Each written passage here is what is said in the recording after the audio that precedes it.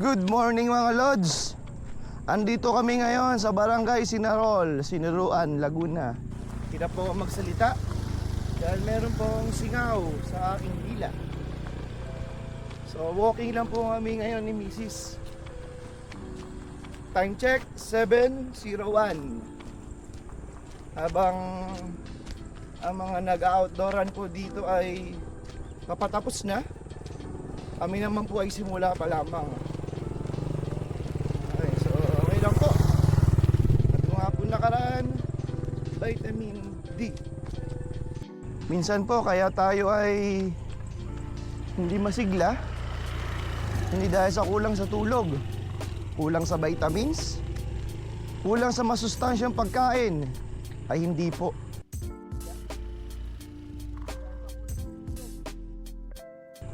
Minsan po ay nakakaligtaan natin ang sikat ng araw na katumbas nga ay vitamin D na nagpapasigla sa ating katawan.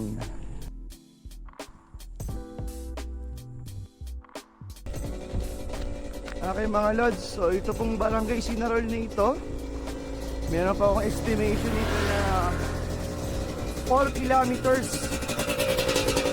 Bale, yung 4 kilometers po na yun ay bali-balikan na pala yun. So bali 2 kilometers po no? So good tong kahabaan mo. Pero kasama natin yung community, mga 1 kilometer, mga 6 kilometers yung balikan sa pagtakbo dito. 6 kilometers. So itong paglalakad po namin na ito ay kinailangan, lalo na po kay Mrs. na sinabayan ko lang siya sa paglalakad. Kung ako lang po mag-isa kay tatakbo, ngunit ito ay warm up sa kanya. Day 0 para sa kanyang running. Yung pagja-jogging niya ngayong bakasyon. So yung aking recommendation sa kanya ay maglakad muna sa day 0 at day 1. Doon siya mag-walk and jog. Magkakaiba pa kasi yun mga Lods eh.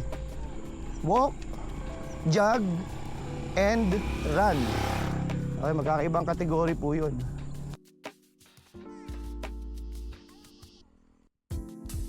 Pag tayo po ay puyat, walk and jog lang. Pag tayo ay magandang tulog, around 7 to 8 hours, pwede po natin execute yung jog and run. So po yung mga combination na yun. So ngayon po kami, walk lang.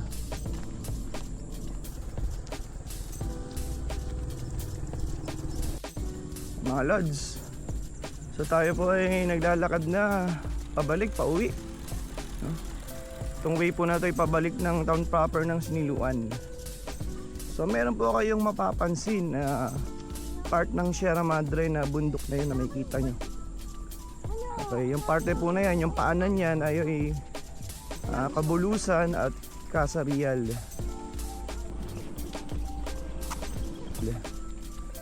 Sa akin po pag-observe bilang residente ng Port District ng Laguna, sa mga grupo ng Sierra Madre sa Port District of Laguna, yan po yung napansin kong highest peak sa buong mountainous range ng Port District of Laguna.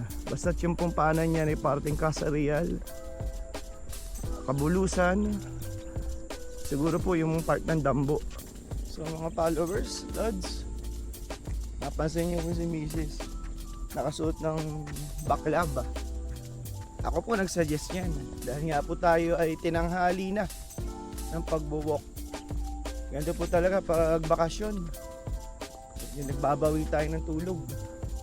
Lalo na ako sa trabaho ko, first shift, around 6:20 or 6 to 6:20 ay dapat ay nasa workplace na.